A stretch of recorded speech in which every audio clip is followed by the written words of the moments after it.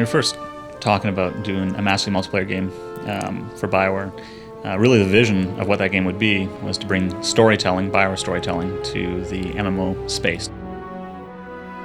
Star Wars, I know I associate it very much with the incredible legacy of storytelling.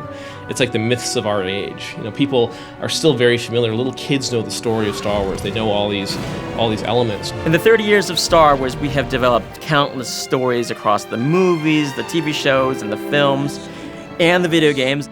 Destroy the entire planet. The entire planet, Lord Malik.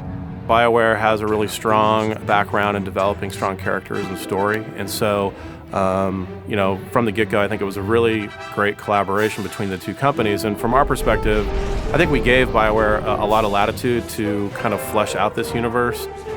With the Old Republic, we're trying to capture those iconic moments from the movies. It's a huge thrill to be able to develop a game set in the Star Wars universe, much as we did with Knights of the Old Republic. The way we approach this is with reverence and respect. The Old Republic takes place 3,000 years before the rise of Darth Vader and the events of the modern movies, and about 300 years after the original Knights of the Old Republic. The Sith Empire has returned. There was a giant invasion. There was a war that lasted for decades that ended in a very shaky peace treaty. These are the events you get to see during the cinematics pieces. Now it's been a little bit more than a decade, and a new generation is coming up, and they're seeing that the peace is obviously not going to hold. And these new people, who the players are going to be taking care of, these are the next generation of heroes. It's a time period where there are thousands of Jedi and thousands of Sith, and they're fighting in a huge galactic war. There's still the traditional hallmarks of Star Wars storytelling. There's epic heroes, and there's great adventures, and there's lots of choice, impactful choice that you'll make throughout your adventure. We really felt that in order to do powerful BioWare-style storytelling, we had it to be personal and about the player. And the best way to do that was to have the story based around the class choice you made at the beginning. Are you going to be a bounty hunter? Are you going to be a Sith warrior? Are you going to be a Jedi Knight? You should have a completely different story depending upon that. As we've gone through various builds and betas, I miss characters that I've rolled, and I'm very disappointed that they're gone. And I want to be able to play them again. It's not just the story, the entertainment value, it's really an attachment to the character is what that story leads to. Wow, we're really meeting Mandalore. Oh, this is going to be incredible. LucasArts has provided a great deal of the voiceover work, the music work, the sound effects work, and that's been this absolutely awesome experience. Of course, there's a great deal of VO in this game. Being able to breathe life into these stories that BioWare has written with really talented actors and really talented voice directors has been a thrill. Criticism. Capture and imprisonment are inefficient procedures, Master. Consider adopting an all disintegrations policy. There are many different relationships in the Old Republic. On the one hand, you can have companion characters, and you can develop friendships, dislike, and everything in between with them as you adventure together. Moreover, you play with other people in this MMO. It's a social experience. You develop friendships online as you adventure together through a galaxy that's set thousands of years before the Star Wars movies. I lose sight of the mechanical aspect of it, which to me is the perfect thing for an RPG. I'll lose myself in the stories, I'll lose myself in what's going on. I always find myself wanting to explore our enormous worlds and wander over a ridge and see how to get to the next new area.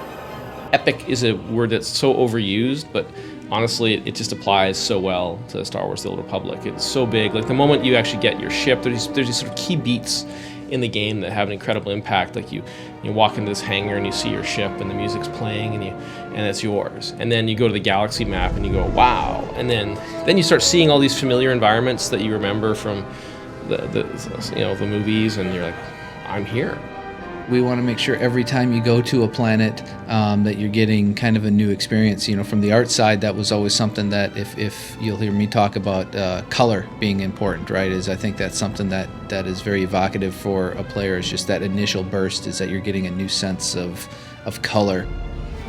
The audio guys come in with sound, right? So those things that speak to you at a more emotional level, a deeper level, are things that we try to hit very first off. We started out with Corbin was our first world that we developed, and we worked hard to develop the look and feel of the game and how we wanted the art style not to look old after a while. So we kind of came up with this kind of stylized realism.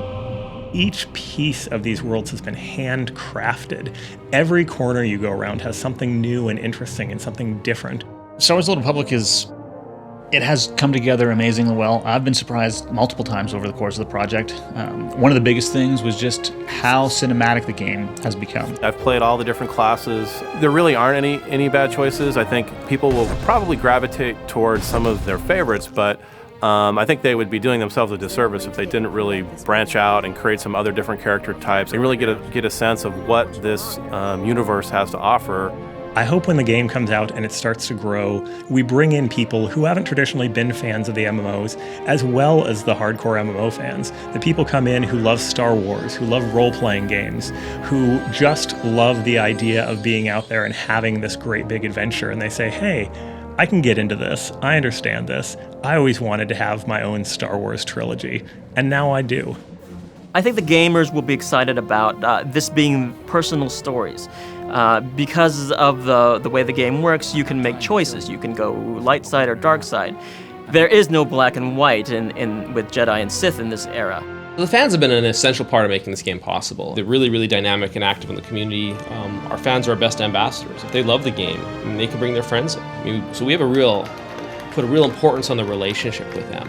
Star Wars: The Old Republic, we want to have world-class service as well as a world-class game. Not only are you going to be exploring dozens of different worlds and starships and environments in the game, but you're also going to be doing it with hundreds and hundreds, if not thousands of other people at the same time in one world. I think it's that kind of community and that kind of mass that really brings the vision of the movies to life. The thing I've been waiting for the most in producing this game is just to finally be able to give this gift to the Star Wars community, this game, which I think is going to be very well received to all the Star Wars fans out there. And I'm a big Star Wars fan. I think this is their ultimate game. They get to live in the Star Wars universe and experience any story that they want. And it's something that I think it's the Star Wars game players have been waiting for since they were little kids. The shipped content is only the beginning. As soon as you get in there and we go live, very soon you guys will get to hear about the new cool stuff coming just a little while after.